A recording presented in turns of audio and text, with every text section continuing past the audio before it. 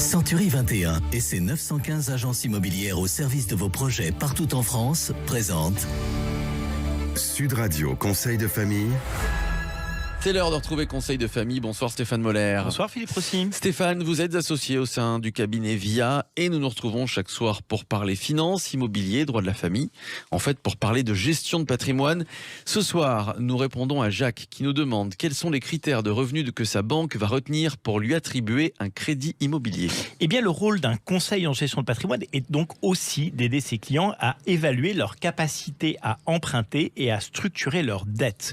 D'autant plus que depuis 2 ans, le Haut Conseil à la stabilité financière, c'est comme ça que ça s'appelle, a beaucoup resserré les conditions d'octroi de crédit et que dans le même temps, nous sommes à la veille d'une remontée massive des taux de crédit. Alors pour commencer, quels sont les critères professionnels qui me permettent de demander un crédit ? Alors pour les salariés, il suffit d'avoir purgé une période d'essai. Pour les chefs d'entreprise ou les professions libérales, il faut à minima 3 années d'activité consécutive bénéficiaire. Et en dehors de critères professionnels, quels sont les critères de revenus ? Alors en théorie, il n'y a pas vraiment de critères de revenus. Tout le monde doit pouvoir accéder au crédit en fonction de ses moyens, mais il est difficile de s'endetter au-delà de 33-35% de ses revenus. C'est-à-dire que le montant des remboursements de crédit ne pourront pas être supérieurs à 35% de la somme des revenus. Sachant que la banque va retraiter certains revenus, d'ailleurs, comment procède-t-elle ? Alors, dans un premier temps, la banque va déduire des revenus les pensions alimentaires versées. Dans un second temps, elle peut ne considérer qu'une partie des revenus variables, par exemple.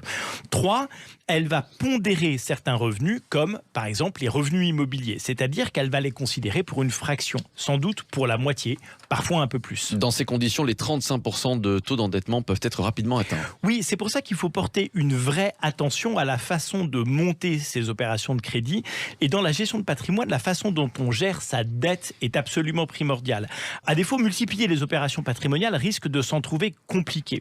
Lors d'une prochaine chronique, je vous expliquerai donc pourquoi, contrairement aux idées reçues, il faut s'endetter avec les crédits les plus longs possibles. On a déjà d'ailleurs traité de ce sujet. Et idéalement, veiller à ne pas avoir de crédit conso ou de leasing de voiture qui ampute considérablement les taux d'endettement. Évidemment, ça, c'est dans un monde idéal. Évidemment. Conseil de famille revient demain. À demain, Stéphane. À demain, Philippe. Et vous retrouvez toutes nos chroniques sur le site de l'émission Conseil de famille, conseil avec un s-2-famille.com. Cette chronique à réécouter en podcast sur notre site sudradio.fr et sur la chaîne YouTube de Conseil de famille. C'était Sud Radio Conseil de famille. avec Century 21 et ses 915 agences immobilières au service de vos projets partout en France.